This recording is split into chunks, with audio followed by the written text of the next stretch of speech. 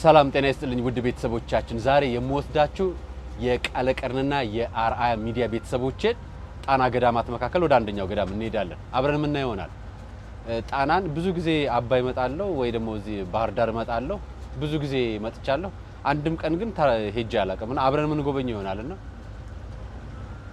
አሁን ሞተሩ ፍጥነት አልጀመረም ገና ጀልባው ሴፍቲ እንትን ተሰጥቶኛል ለእያንዳንዳችሁ ትመጡ ሴፍቲ ይዛችሁ ነው የምትሄዱት ለራሳችሁ ማለት ነው እኔ ምሱን አረጋለሁ ያው እናንተም ነገር ስመጡ የምታረጓት ነገር ስለምንተው እሱን አርገን ነው የምንሄደውና ምንና ይሆናል ያው የመታራ ልጅ እንደመሆን ያው ዋና ትንሽ የምናጣ አይደለም ራስን ለማዳን ምናምን እንሞክራለን ታመጣላችሁ ችን ታስራላችሁ የምትደረገው ነገር እዚህ ጋር ማሰሪያ ያላት የየራሳቸው ገመድ አላቸው ሁለቱም ጋር እናስራለን ራሳችን እናተርፋለን ግን ብዙ ጊዜ እንደምናቀው የጣና ገዳማት ትዝላችኋል ካስታወሳችሁ አሁን ማየት የምፈልገው ለምን መሰላችሁ ሙስሊሞች እንስገድበት ብለዋል የሚል አጀንዳ አንድ ሰሞን ማህበራዊ ሚዲያ ላይ አምጥቼላችሁ ነበር አይደል ስለሱ ጉዳይ በዩኔስኮ ለማስመዝገብ የኢትዮጵያ ባህልና ቱሪዝም ጽፈት ቤት ስራ እየሰራ እንደሆነና የጣና ገዳማትን ለማስመዝገብና ለውጭ ጎብኚዎች ለማስከፈት በተዘዋዋሪ መንገድ የተቀደሱና የተከበሩ ስፍራዎች ጋር ያለውን ነገር ለመልቀቅ እንደፈለጉ እናውቃለን እኛ ገዳሞቻችን ለመቀደሻ ለመባረኪያ ጸሎት ለማድረጊያ ከፈጣሪ ጋር መገናኛ ድልድያችን እንጂ የውጭ ሀገር ቱሪስት መጣ ጎበኘን ብለን ምን ደሰት አይደለም ለዚህ ነው የአዲስ አበባ የሚገኙ ትላልቅ ገዳማት መካከል የሚቀደስበት እንጂ ለመጎብኘትና የቱሪስት ዶላር ለማግኘት ተብሎ እንዲጠራ የማንፈልገው የራስ ክብር ነው እምነት ነው ሌላው ነገር መሆን ይችላል ሀገርን በሌላ ሀገር መጎብኘት ይችላል የኮሪደር ልማት ሀገር እየለማች ነው እየተለወጠች ነው ተብሎ መጎብኘት ይችላል እሱ ሀገር ሲጀምር ለኢንዱስትሪው ነው የሚሰራው ለቱሪዝም ኢንዱስትሪ ይሄኛው ግን የቤተ ክርስቲያን አንደኛው ቅርስ ነውና በዚህ ጉዳይ ላይ አንደኛውን ስፍራ ያለው ሌላኛውን ስፍራ ደግሞ አብረን ምን ይሆናል ኑ አብረን እንጓዝ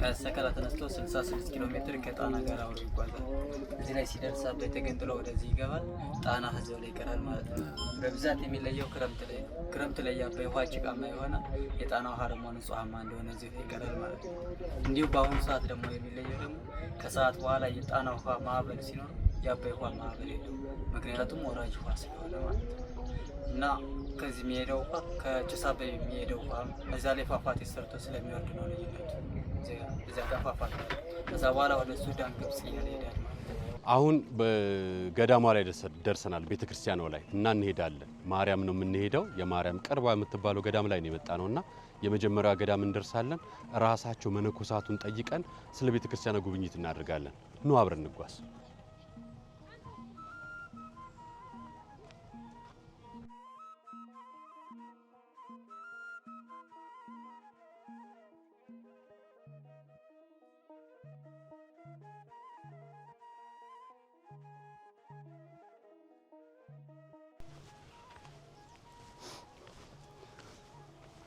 ስትመጡ ገዳሙ ላይ ጠጅ ተጠጣላችሁ እንግዲህ የምትበሉት ነገር አለ ሽሮ አለ ምናምን ተው እንዳጋጣሚ መጣ ነው የጾም ቀን ነው ግን ነዋሪዎች አሉ 25 አባወራዎች አዚ አሉ ከአባወራዎች ውጪ ደግሞ የልጅ ልጆቻቸውን ተጨምሮ 150 ነዋሪዎች እዚች ገዳም ላይ ይኖራሉ አሁን ሰምተን እንደመጣ ነው ማለት ነው 150 ነዋሪዎች ከብት አላቸው እንስሳት አላቸው ዶሮ አላቸው ያረባሉ እርሻ አላቸው ነገር ግን አንዳቸው ምን ተደርጓል እዚህ ማረስ አይችሉ በእጃቸው መሬት ቆፍረው ቆንድለው ሰርተው ነው መተዳደር የሚችሉት ሌላ ነገር መስራት አይችሉም እዚህ በከብት ማረስ አይችሉም ግዝት ማለት ለዚህ ቦታ በከብት ማረስ አለመቻሉ ብቻ ነው ግዝት በተረፈ ቆፍረው በራሳቸው አትክልት አምርተው ሌላም ነገር አምርተው መጠቀም መስራት የሚችላሉ የሚሰሩትን ነገር እዚህ ግዢ ይፈጽማሉ ለከተማው ቅርብ ስለሆነ ግብይቱ ለነሱ ቅርብ ነው እንደውም እንደምታዩት አካባቢው ላይ መብራትም ጭምራል ይሄ ገበያ የሚመጡ ሰዎች የሚኖሩበት አካባቢ ስፍራ ነው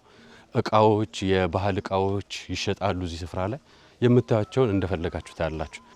ሰላም ነሽ እናት? ፎጣዎቹ ስንት ናቸው? 350 ብር።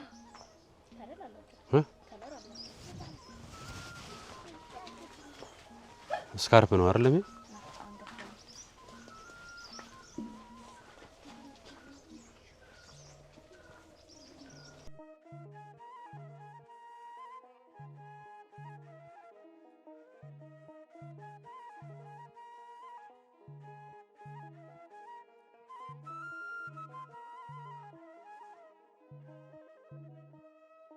መርከብ ላይ ጀልባዎች የዚህ አካባቢ ነዋሪ ፊላ ቆርጠው እንደዚህ አድርገው ይሰራዋታል። ይቺ እንደምታዩት መቀመጫቸው ነው የአሳ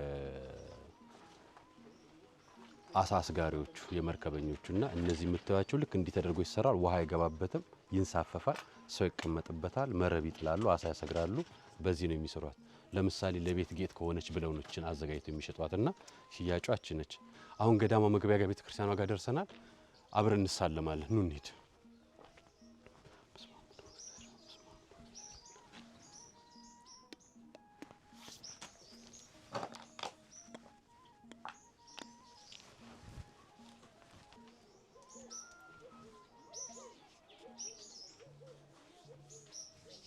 የመጣ ነው ወቅት ስግደት የሚሰገድበት ሰዓት ነውና ውጪ ብዙ ሰው አናገኝም። የምናገኛቸው ሰዎች ውጪ ያሉ ምእመናን ናቸው። ገዳማውያን ብዙ አባቶች እንዳሉ ሰምተናል። እስኪ ቤተክርስቲያኗን ገዳሟን ዞር ዞር ብለን ታሪኳን አብረን እያነበብን እናያለን ነው።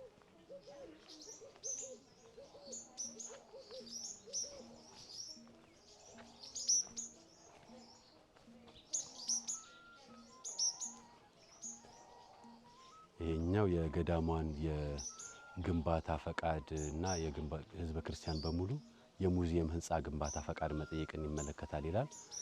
በገዳማ አምሳለ ኢየሩሳሌም ከ903 ዓመት በፊት የተቆረቆረች የታሪክና የቅርስ የባህልና የቱሪዝም በኩል ቀደምትነቷ እውቅናን አግኝታ የሀገር ውስጥና የውጭ ሀገር ዜጎች በጀልባና በታንኳ በተለያዩ ጊዜያት በመጎብኘት የምትታወቅ የቅርስ ባለቤት መሆኗ ይታወቃል። በመሆኑ ንዋያተ ቅድሳትና ቅርሳ ቅርሱን አሁን እየተጎበኘችበት በሚገኘው ሙዚየም ካለው ቦታ ጥበት አንጻር የገዳማን ሙሉ ታሪክና ቅርሳ ቅርስ በቅደም ተከተል በእያንዳንዱ ዝርዝር አስቀምጦ ለማስጎብኘት አመች ሆኖ ባለመገኘቱ የገዳማን ንዋያተ ቅድሳት ለማስጎብኘት ገቢ የተጠየቀበት ነው።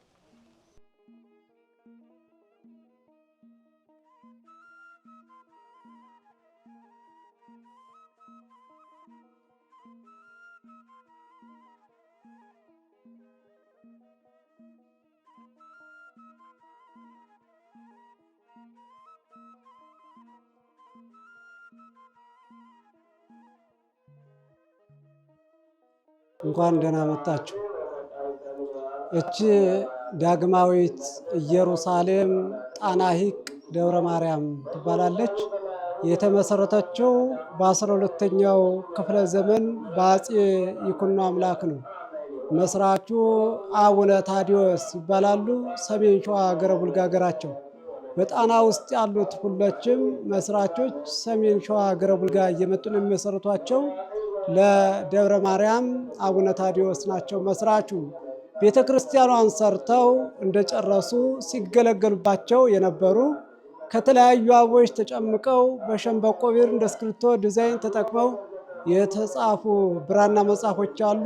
እያንዳንዳቸው ገላጭ ስም ስላላቸው እያነበብን እናያለን። በጣና ውስጥ ያሉት ቀደምቶች 7 ናቸው። 7ኛዋ ደብረ ማርያም ናት። ደብረ ማርያም የተመሰረተችው በ12ኛው ክፍለ ዘመን በአፄ ይኩኖ አምላክ ነው። ሌሎች በ14 ነው የተመሰረቱ ማለት ነው። ያው ቤተክርስቲያኗን ሰርተው ከጨረሱ በኋላ ሲገለገሉባቸው የነበሩ የተለያዩ ቅርሶች አሉ። ከመጀመሪያው ጀምረን እናያለን ማለት ነው። ይህ የምታዩት የደንጋ ደወለው የብረት ደወል ከመገኘቱ በፊት የደንጋ ደወለው ሲገለገሉበት ነበር። ልክ እንደ ብረት ነው የሚጮኸው ማለት ነው። ደንጋ ነው። ይሄ ደግሞ የብረት ደወል ከመጣ በኋላ ይሄ ደግሞ አትሮኖስ ይባላል። አትሮኖስ ማለት የመጽሐፍ ማንበቢያ የነበረ ነው። ከቆዳና ከብረት የተዘጋጀ ነው። ይህ ከብር የተሰራ አትሮኖስ ነው። ይህም የመጽሐፍ ማንበቢያ ነው ማለት ነው። እቺ ደግሞ የአባታችን የአቡነ ታዲዮስ መቋሚያቸው የነበረች ናት። የመስራቹ። እነዚህ ነገስታት የሰጧቸው የነገስታት ልብሶች ናቸው። አፄ ዮሐንስ፣ አፄ አምደ ጽዮን፣ አፄ ኃይለሥላሴ፣ የሻለቃ በላይ ተሰማ የሚባሉ ለገዳሙ የሰጡት የነገስታት ልብሶች ናቸው ማለት ነው። መስራቹ እኒህ ናቸው። አቡነ ታዲዮስ ማለት የአቡነ ተክለ ሃይማኖት የአጎት ልጅ ናቸው። በዕድሜ አቡነ ታዲዮስ ይበልጣሉ። የያዕቆብ አባታቸው ግን አቡነ ተክለ ሃይማኖት እንደነበር ገድሉ ያስረዳል። ቤተ ክርስቲያኗን ሰርተው እንደጨረሱ ሲገለገሉባቸው የነበሩ እነዚህ የተለያዩ ብራና መጽሐፎች አሉ። ያው እያንዳንዳቸው ገላጭ ስም ስላላቸው እያነበብን እናያለን ማለት ነው። ወደ መስቀሉ ታሪክ ስንገባ የብር መስቀል አለ፣ የነሐስ መስቀል አለ፣ የእንጨት መስቀል አለ፣ የብረት መስቀል አለ። የአባታችን መስቀል እች ናት ትንሿ ማለት ነው። በይሽ መስቀል 5 ሙት አስነስተውበታል። 30 ግመል በመርፌ ቀዳዳ ጸልየው አሾልከውበታል። እሳቸው በሕይወት ሳሉ ገዳሙን የረገጠ እስከ 7 ትውልድ ምሬልሃለሁ ተብለው ቃል ኪዳን ተሰጥቷቸዋል። ገዳሙ መርገጣቸውም ትልቅ በረከት ነው። ገዳሙ እንደሚታወቀው ያው በአራቱም ገጥ በባህር የተከበበ ነው። እንደዚህ ጎብኙ ካልሆነ ሌላው ህብረተሰብ መቶ መባ መስጠት ስለማይችል ቤተክርስቲያኑ ከተሰራ 905 ዓመት አስቆጥሯን። ከዕድሜው ብዛት እያፈሰሰ አሁን ጥገና እየተደረገለት የውስጥ ጥገና ተጠናቆ የውጭ ጥገና የጭቃ ተኩስ ይቀረዋል። እንግዲህ በእግዚአብሔር ዘንድ 1 ብር ቢሆን ዋጋ አለው ማለት ነው። ይሄኛው መስቀል ነው 5 ሙታን ያስነሳው። አዎ ስንት 30 ግመል ነው በመርፌ ቀዳዳ ያሸለኩት። አዎ 5 የሞተ ሰው አስነስተውበታል። 30 ግመል በመርፌ ቀዳዳ ጸልየው አሾልከውበታል። እሳቸው በሕይወት ሳሉ አቡነ ታዲዮስ ማለት ነው። የክርስቶስን ቃል ኪዳን ነው ፈጸመ። አዎ አዎ። በምን ምክንያት ገድላቸው ላይ አለ? አዎ አለ።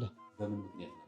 ምክንያቱ በጊዜው የነበረ ማለት ነው መዊጥ የሚባል ንጉስ ነበረ እና አቡነ ታዲዮስ ወደዚህ ቦታ ያው አቡነ ተክለ ሃይማኖት ክፍለ ሀገራት ሙት የምታስነሳበት 30 ግመል በመርፌ ቀዳዳ የምታሾልክበት ክፍለ ሀገርህ በዛን ጊዜ ደብረ ማርያም ደብረ ጠቆን ትባል ነበር። በኋላኛው ጊዜ ግን ደብረ ማርያም ትባላለች እና ክፍለ ሀገርህ እዚያ ነው ተብለው ወደዚህ ቦታ በሚመጡበት ጊዜ ማለት ነው ያው መዊጥ የሚባል ንጉስ ነበር። አቡነ ታዲዮስ ጋር ተገናኙ እና ሲገናኙ አቡነ ታዲዮስን ሐዋርያው ታዲዮስ ከዛ በፊት በመርፌ ቀዳዳ ግመል ያሾለከ ነበር። ለአቡነ ታዲዮስ ማለት ነው ጥያቄ ያቀረበባቸው ጥያቄ ስምህ ማን ነው ብለው ጠየቃቸው። ሲጠይቃቸው ታዲዮስ እባላለሁ። ታዲዮስ የምትባለው በመርፌ ቀዳዳ ግመል ያሾለከው አንተ ነህ ብለው ጠየቁት። አይ አይደለሁም፣ እና እሱ እኮ ታዲዮስ የሚለውን ስም ያገኘው በመርፌ ቀዳዳ ግመል አሾልኮ በአንድ ቀን ዘርቶ ለመስዋዕት አድርሶ ነው ይህን ስም ያገኘው። አንተ እንዴት የሱን ስም እንዴት ልትይዘው ትችላለህ ብለው ጠየቁት።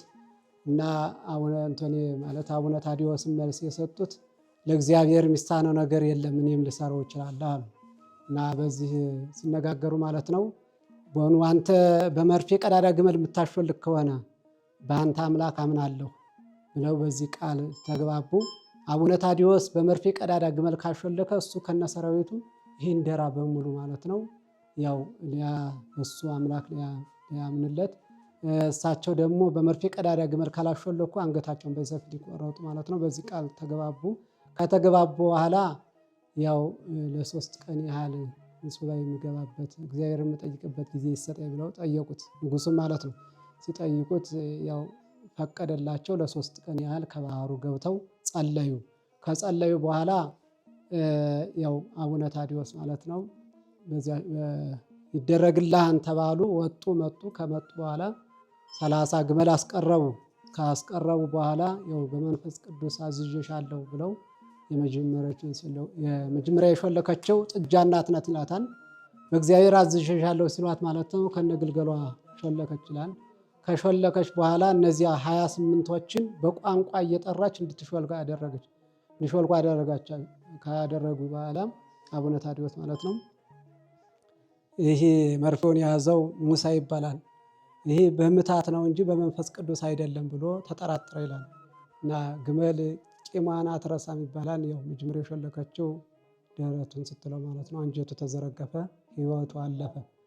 አባትየው እኔ በአንተ አምላክ አምኜ ነበር፣ ግን ልጄ ሙቷልና አስነሳልኝ አሉት። አይ አሁን ባስነሳው የምታት ይመስላል፣ ልጁን እንዲቀበር እዘዝ፣ እኔም ከእግዚአብሔር ልጠይቅልህ አሉት። አሁንም ንጉሱ ልጁን አስቀበረ። እሳቸውም ደግሞ ያው ከባህሩ ገብተው ሲጸልዩ ሲሰግዱ አደሩ። 11 ከንጋቱ 11 ሲሆን ማለት ነው አልዓዛርን ከመቃብር ያስነሳ አምላክ ይነሳልሃን፣ ውጣ ይበቃህን ተባሉ። ወጣው መጡ። ያው ንጉሱ ደግሞ የሚጠባ ልጅ እንዳይቀር ብሎ አዋጅ ነግሮ ነበር። ያው ህዝብ ተሰበሰበ። ህዝብ በተሰበሰበበት መካከል ማለት ነው እችን መስቀል ለንጉሱ ሰጡት።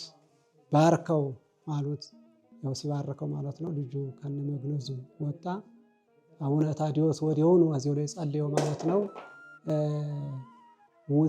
ሙሳ የሚለውን ሙሴ ብለው አጥምቀው ያው ከህዝቡ ብዛት የተነሳ ወደ እግዚአብሔር አንጋጠጡ ይላል።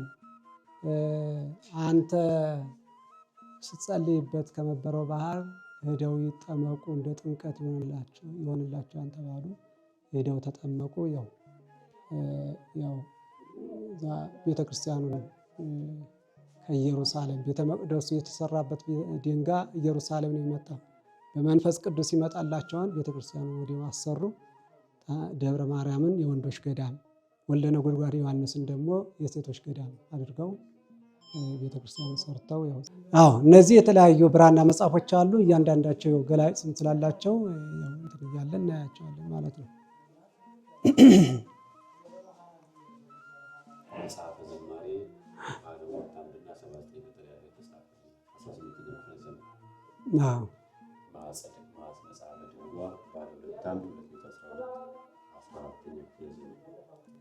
መጽሐፈ ጸሎተ ማኅሌተ ጽጌ፣ መጽሐፈ ምዕራፍ፣ ጾመ ድጓ እነዚህ ሁሉ በዚያን ጊዜ መገልገያ ሁሉም ግዕዝ ነው።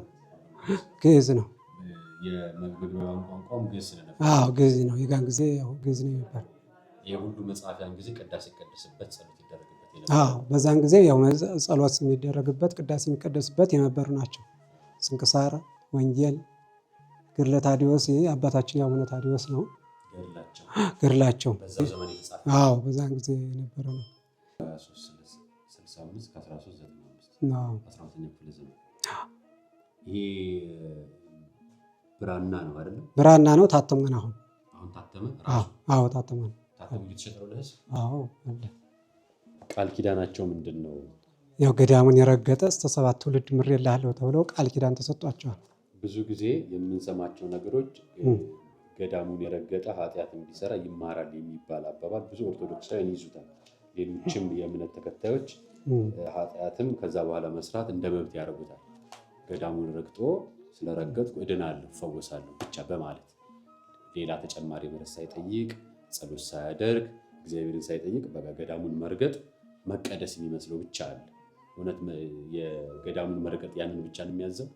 አይ ማለት ያው ገዳሙን መቼም አንድ ሰው ከሰራ ብሎ የሰራውን ኃጢአት ንስሐ ሲገባ ነው። ንስሐ ሳይገባ መማር የለበትም።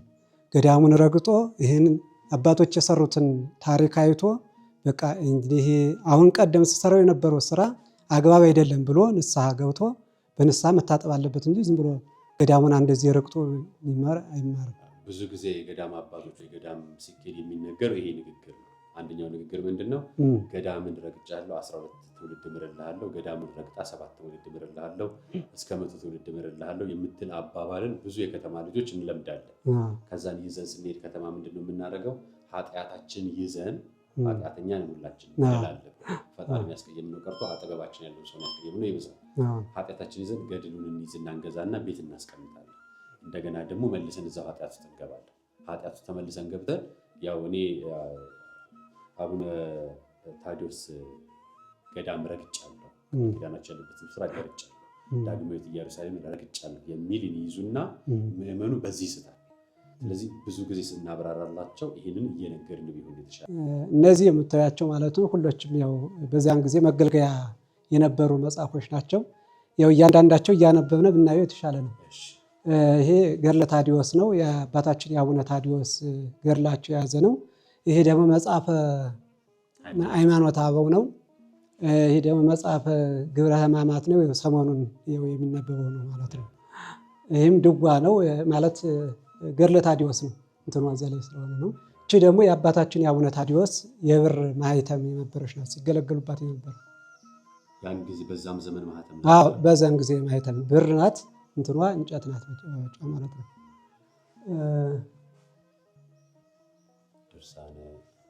ድርሳነ ማህያዊ ነው።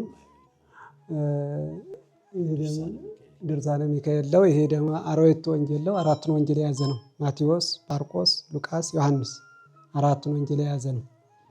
ይሄ ደግሞ መጽሐፈ ስንክሳር ነው። 17 ኪሎ የሚመዝን ነው ክብደቱ ማለት ነው። ይህም ስንክሳር ነው። ይኸው የመንፈቅ ነው። ሁለቱ። ይሄ ደግሞ አራቱን ወንጌል የያዘ ነው። ይህ መዝሙረ ዳዊት ነው። ይህም መዝሙረ ዳዊት ነው። ይህም መጽሐፍ አርጋኖን ነው። የእመቤታችን የጸለየችው መጽሐፍ ነው ማለት ነው። ይህ ታምረ ማርያም ነው። ያው የእመቤታችን ታምር የያዘ ነው። ይሄ ደግሞ ነገረ ማርያም ነው። ያው ስለ እመቤታችን ነገር የሚናገር ነው። መጽሐፈ ቅዳሴ ነው። ያው እዚህ ጋር ተመሳሳይ ነው። ይሄ ወንጌል ነው። ያኛው እያረጀ ስለሆነ በዚህ የተተካ ወንጌል ነው። አዲስ ነው። ይሄ አዲስ መቼ በቅርብ ነው የታተመው? አዎ የካቲት 12 ቀን ነው የገባ ማለት ነው። መጽሐፈ ግንዘት ነው። ይሄ ያው ሰው ሲሞት ማለት ነው ለዚያ የሚውል ለፍታት የሚውል መጽሐፍ ነው። እነዚህ የተለያዩ ያው ስዕሎች አሉ የሚካኤል የእመቤታችን። ይሄ ደግሞ ድባብ ይባላል። ድባብ ማለት ያው ልክ እንደ ጥላ የሚዘረጋ ነው። ሰው ሲሞት በክብረ በዓል የሚወጣ አብዛኛውን አሁን ትልቅ ዣንጥላ ድባብ ለታቦት ማጀቢያ እንደምናደርገው ማለት ነው። በዚህ እንትን ጥላና እንትን ድባብ ይለያል። ይሄ በረጅም እንጨት ነው ተይዞ ልክ ይወጠራል። ይሄ አሁን እንትኑ አላስወጥረው ብሎ ነው እንጂ በደንብ ይወጠራልና ጥላው ድባቡ መስቀሉ ፊት ለፊት እየመራ ይሄዳል ማለት ነው። ድንኳን ያክላል። ግዙፍ ይሆናል። ትንሽ ነው መጠኑ። ይሄ ነው። በዚህ አሁን በዘመናዊውም እንደዚህ ነው። እቺ ደግሞ የእመቤታችን ስዕል ናት። በ1615 የተሳለች ናት።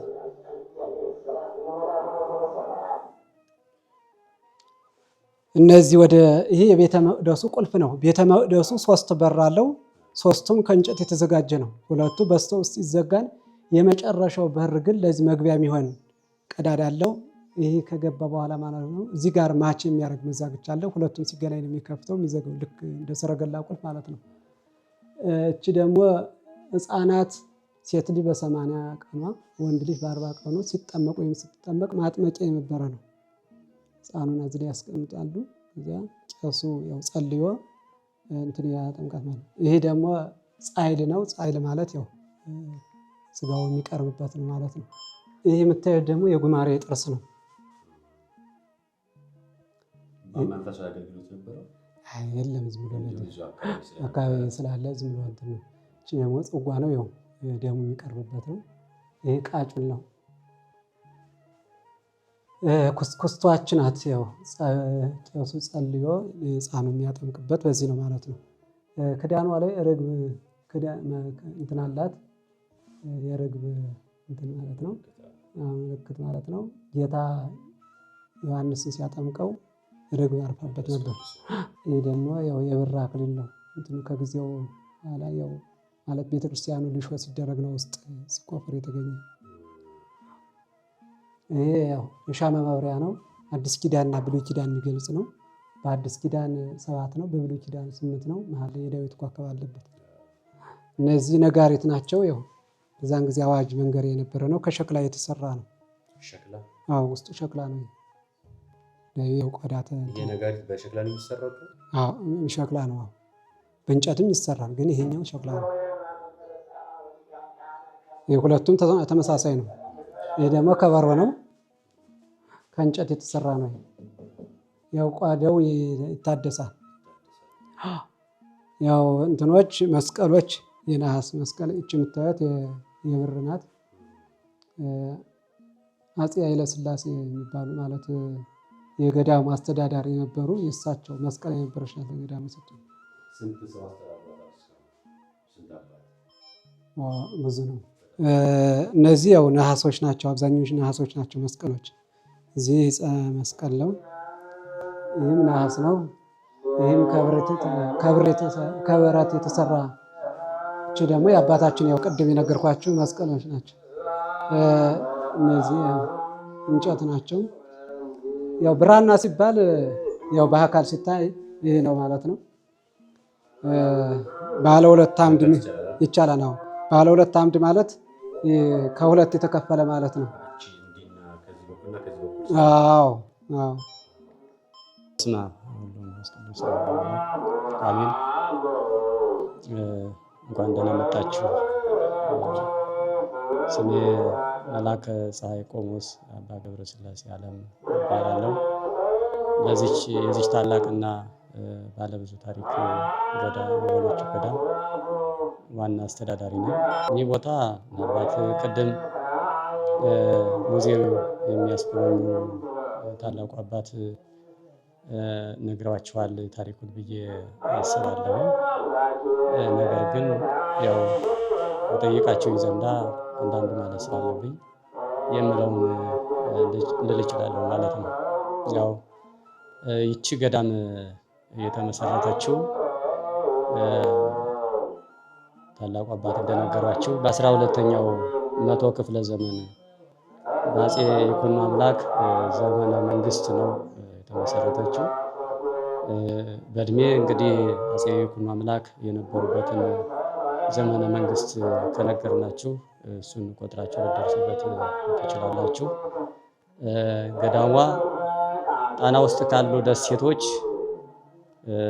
ከጣና ቂርቆስ ቀጥላ የመጀመሪያዋ፣ ሌሎች ደሴቶች ቤተክርስቲያን ሳይሰራባቸው ገዳማት ሳይመሰረቱባቸው መናንያን ሳይሰፍሩባቸው አስቀድሞ የመጀመሪያዋ የተመሰረተች ገዳም ናት። ገዳሟን የመሰረቷት ታላቁ ጻድቅ አቡነ ታዲዮስ ናቸው። መስራቹ አባት ማለት ነው። የጻድቁ አባታችን አቡነ ተክለ ሃይማኖት ያጎት ልጅ ናቸው። በስጋ ያጎት ልጅ ናቸው።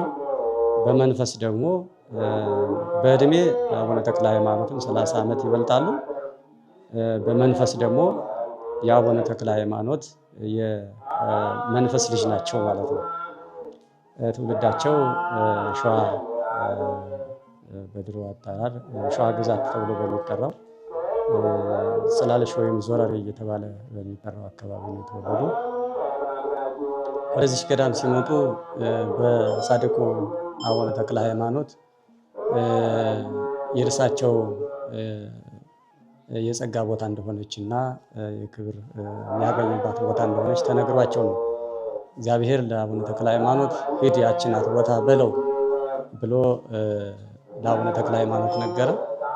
አቡነ ተክለ ሃይማኖት ደግሞ ለጻድቁ አባታችን በረድነት ሲያገለግሏቸው ከቆዩ በኋላ ነግሯቸው ተነስተው መጠው ይችን ቦታ መስርተዋታል።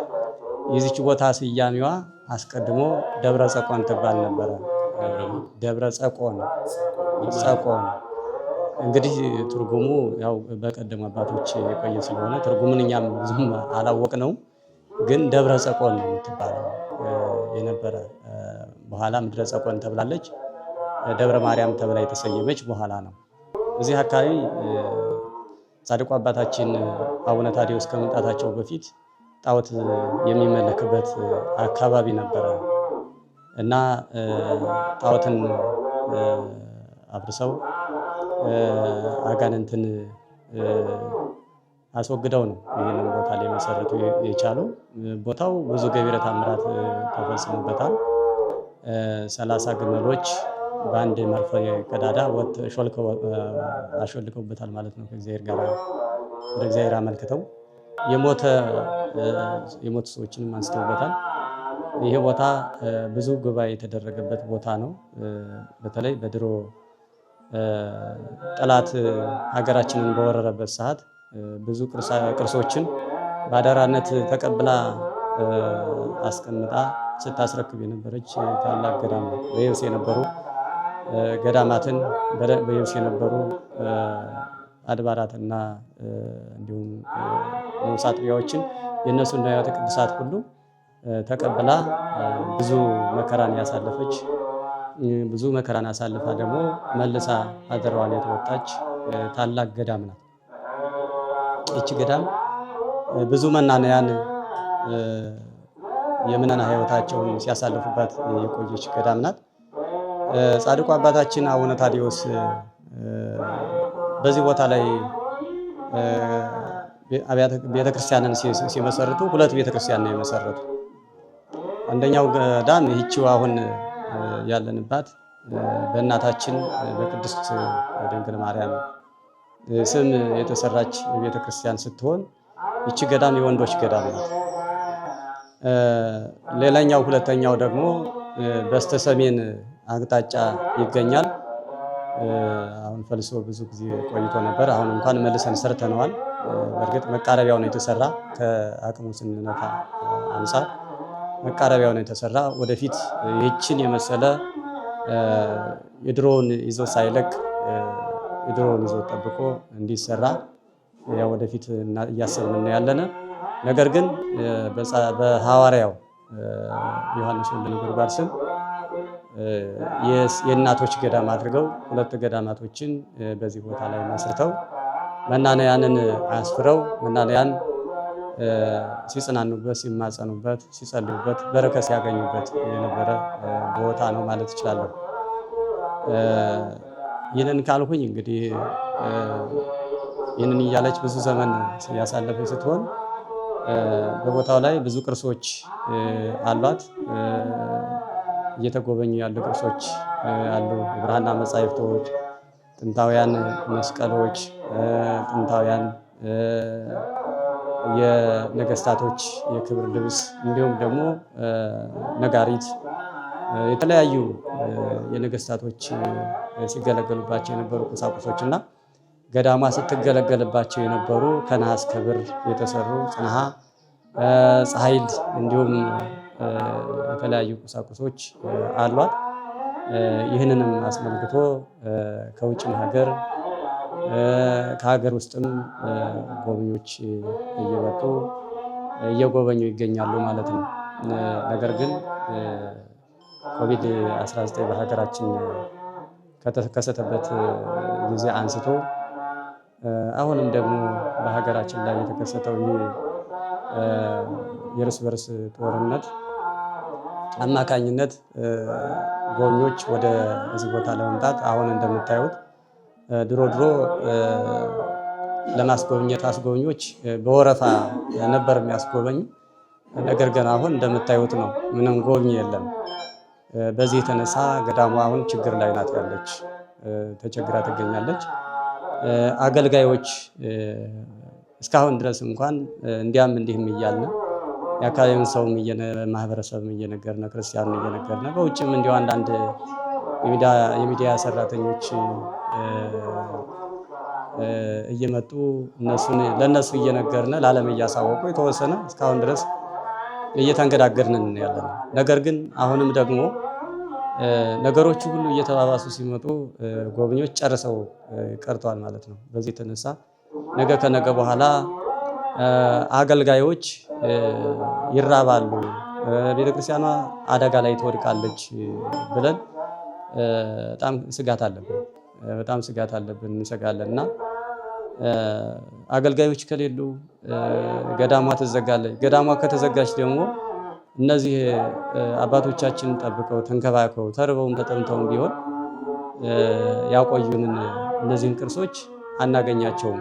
ምክንያቱም ከተዘጋ ማንኛውም ወራሪ ማንኛውም ሰባሪ ከሩቅም ሆነ ከቅርብ መጥቶ ይህን ቅርስ ሊዘርፈው ወይም ሊያወድመው ይችላል ብለን እንሰጋለን።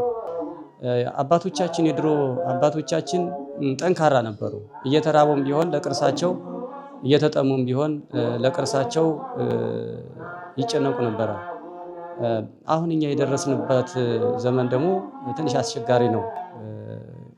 ረሃብን ያልቀመሰ ጭንቅ የማይችል ክፉ ነገር ደርሶበት የማያውቅ ትውልድ ስለሆነ ትንሽ ችግር ካጋጠመው ትቶ የመሄድና የራሱን አማራጭ የመውሰድ አባዜ ስላለበት እየተራበ ገዳሙን እጠብቃለሁ ብሎ የሚያስብ ብዙም ሊኖር ስለማይችል ገዳሟ ላይ ምናልባት ችግር ከደረሰ ገዳሟ ትዘጋለች ብለን እንሰጋለን። እስካሁን ድረስም ግን ምዕመናን ጥሪያችንን አስተላልፈን ጥሪያችንን በመስማት እየደረሱልን ትንሽ እየተንገዳገድን ያለን ማለት ነው። ከዚህ በኋላ ግን የባሰ ነገር ከመጣ ገዳሟ በቅርብ ቀን እንደምትዘጋ ነው እና ስለዚህ ይህ ድምፅ የሚሰማችሁ በኢትዮጵያ ያላችሁም ብትሆኑ በውጭ ዓለምም ያላችሁ ብትሆኑ ክርስቲያንም የሌላ ሃይማኖትም አያሰኝም። ይህ የሀገር ቅርስ ነው። የሀገር ቅርስ እንደመሆኑ መጠን ቅርሱ ሲመዘበር፣ ቅርሱ ሲዘረፍ፣ ቅርሱ ሲወድም፣ ቅርሱ ሲበላሽ ሁላችንም ማየት ስለሌለብን በቅርበት ደግሞ ቅርሱን የሚጠብቁት የዚሁ ቤተክርስቲያን ወይም ገዳም አገልጋዮች ስለሆኑ ገዳሟ እንዳትቸገር ሰራተኞችም እንዳይቸገሩና እንዳይበተኑ ፈጥናችሁ ለዚች ገዳም እንድትደርሱላት ስል ጥሪዬን አስተላልፋለሁ። ምናልባት ይሄ ጥሪ ደርሷችሁ ይችን ገዳም መርዳት የምትችሉ ወገኖቻችን ካላችሁ ስልክ ቁጥር ለበለጠ መረጃ ስልክ ቁጥር እነግራችኋለሁ። እየደወላችሁ የጎደለብንን ሁሉ ደውላችሁ አናግራችሁ ማሟላት እንድትችሉ 0918 0908 29 በዚህ ደውላችሁ ማናገር ትችላላችሁ። 0918 0908 29 በዚህ ስልክ ደውላችሁ ማናገር ትችላላችሁ። በበለጠ ደግሞ በአካውንት መርዳት የምትችሉ ወገኖቻችን ካላችሁ እታች በሚቀመጥላችሁ ስልክ አካውንት ቁጥር ማስገባት ትችላላችሁ። ንግድ ባንክ አለ፣ አባይ ባንክ አለ፣ አማራ ባንክም አለ። እታች በሚቀመጥላችሁ አካውንት ማስገባት ትችላላችሁ። ገዳሙን እርዱ፣ አትሰልቹን ወገኖቻችን፣ አትሰልቹን። በእናንተ ላይ ነው እቺ ገዳም ቁማ የምትኖረው። ሀብቱም የጋራችን ሀብት ስለሆነ የኛ ብቻ ሀብት ስላልሆነ ለትውልድ የምናስተላልፈው ሰራተኞች ሲኖሩ ነውና አግዙንም ብለን ጥሪያችንን እናስተላልፋለን። አመሰግናለሁ። በዚህ አጋጣሚ ምን ያህል አገልጋዮች አሉ? ለምን ያህል ነው ደግሞ? አገልጋዮች ከ50 በላይ አገልጋይ ነው ያለ። ከ10 በላይ ከአሁን በፊት ይህንን ቅርስ ጠብቀው ያቆዩን ተንከባቀው ያቆዩን ከ10 በላይ የአልጋ ቁራኛ ሆኖ በጡረታ ያሉ አባቶች አሉ። ትውልድን ያሻገሩ ቅርሱን ለትውልድ ያስተላለፉ ማለት ነው። ስለዚህ በድምሩ ከ60 በላይ ሰራተኛ አገልጋይ አለ ማለት ነው። ይህንን አገልጋይ መግቦ ለማደር ገዳሟ እንደነገርኳቸው ነውና ፈጥናችሁ እንድትደርሱልን ጥሪዬን አስተላልፋለሁ። አመሰግናለሁ። ሌላ አንድ ጫፍ የምጠይቀው ያው ቅድም ለመግለጽ ሞክሬያለሁኝ። ጻድቁ አባታችን አቡነ ታዲዮስ እዚህ ደሴት ውስጥ 2 ቤተክርስቲያን ነው የሰሩ ወይንም ያሰሩ 2 ቤተክርስቲያን ነው። ከነዚህ ከ2ቱ ቤተክርስቲያኖች አንዱ በሐዋርያው ዮሐንስ ወልደ ነጎድጓድ ስም ነው የተሰራ እና የእናቶች ገዳም ነበረ። ያ ገዳም የእናቶች ገዳም ነበረ። ነገር ግን እንግዲህ እንዴት እንደፈለሰ ባናውቀውም መናንያን እንዴት ትተውት እንደተሰደዱ ባናውቀውም ፈልሶ ቆይቶ በ2017 ዓመተ ምህረት በእኛ ዘመን እንግዲህ አባቶቻችን ሰርተው ሲገለገሉበት የነበረውን ገዳም ለሌላ ዓላማ መዋል የለበትም ቦታው። ስለዚህ የቅድስናን ቦታ ለተቀደሰ ነገር ማዋል አለብን በማለት መልሰን ሰርተን መቃረቢያ ሰርተን ታቦተ ሕጉ ከዚያው ደብረ ማርያም ጋር ተደርቦ ነበረ። በ2017 ዓመተ ምህረት መልሰን ወደ መንበረ ክብሩ አስገብተነዋል። ያ ደግሞ መቃረቢያ ነው የተሰራ እንጂ ዋናው ቤተክርስቲያን አልተሰራም። ብዙ የጎደለ ነገር አለው። ይህች ቤተክርስቲያን የዚያንን ቤተክርስቲያን ሙሉ ንዋየ ቅድሳት ለማሟላት ከባድ ነው። የራሷም ችግር ላይ ናት ያለችና በዚህ ምክንያት የሰሩትም በእርግጥ አንድ ባለ ተስፋ ናቸው። አንድ ባለ ተስፋ አዲስ አበባ ያሉ አቶ ያረጋልና ቀሲስ ካህን በእሳቸው አስተባባሪ አማካኝነት አቶ ያርጋል የሚባሉ ታላቅ ወንድም ናቸው ያሰሩት። ካሰሩት በኋላ አለ ያው አገልጋይ መደብንበት እንጂ ምንም የተጨመረለት ነገር የለምና ንዋየ ቅድሳት አልተሟላለትም። ሙሉ አገልጋይ አልተሟላለትም። እዚህ ቦታውን እንደቀደመ የሴቶች መናንያን ቦታ ማድረግ ነው የፈለግነው። የሴቶች ገዳም ነው መልሰን ማድረግ የፈለግነው። ለዚህ እናቶችን ለመሰባሰብ መጀመሪያ የሚቀድም ነገር አለ። ምንድነው ትሉኝ እንደሆነ ለእናቶች ቀለብ ያስፈልጋል። እናቶች የሚሰሩ ስራ አስቀድሞ የሚሰሩ ስራ ያስፈልጋል። ራሳቸውን በራሳቸውን ማስተዳደር እንዲችሉ መጀመሪያ የሚሰሩ ስራ ያስፈልጋል። ይህም ስራ በአብዛኛው የእናቶች ስራ ታውቁታላችሁ፣ ወደ ጥበብ ነው የሚሆነው። የሽመና ስራ ሊሆን ይችላል፣ መኪና ስፌት ሊሆን ይችላል፣ ማሽኖች ሊሆኑ ይችላሉ እና በእደ ጥበብ ነው እንግዲህ እነሱ እናቶች ሌላ የጉልበት ስራ ሰርተው ውጤታማ ይሆናሉ ተብሎ አይታሰብም። ስለዚህ ገዳሙን ራሱን ለማስቻል ይህንን ማቴሪያል ማሟላት ያስፈልገናል። አስቀድሞ ማሟላት ይጠበቅብናል ማለት ነው። ስለዚህ ይህንን ለማሟላት ደግሞ አቅም የለም። አቅም የለም። ምናልባት እንደው እግዚአብሔር የፈቀደላቸው የሚደግፉ ካሉ ደብዳቤ ማዘጋጀትና መላክ ይቻላል። ጊዜ ከተሰጠን ማዘጋጀት እንችላለን።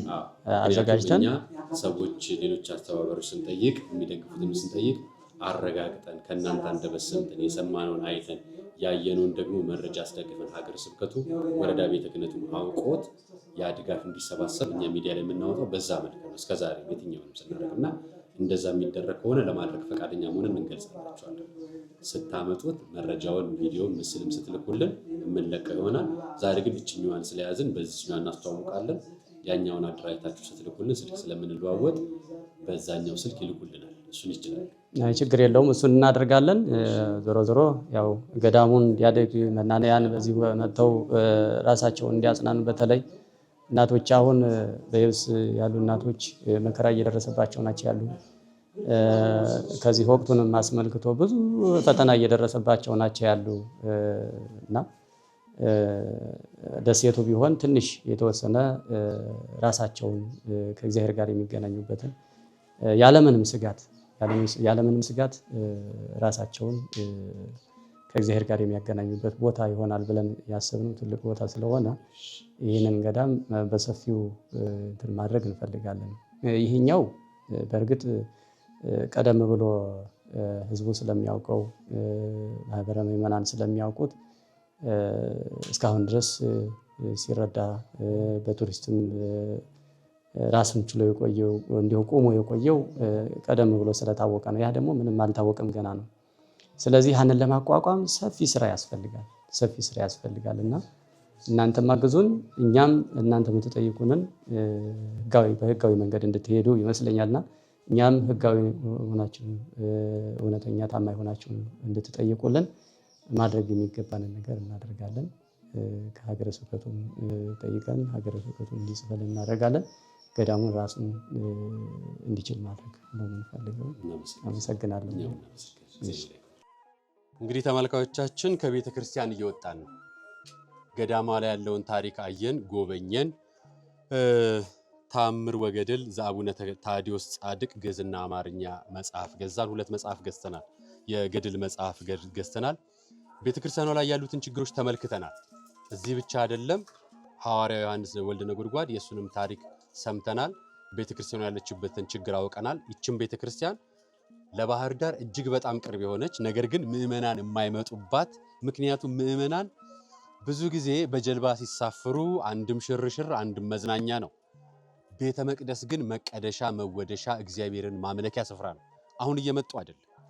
እንደምታዩት በዚህ በኩል አሁን አሳያቸዋለሁ። ሱቆች ተዘግተዋል።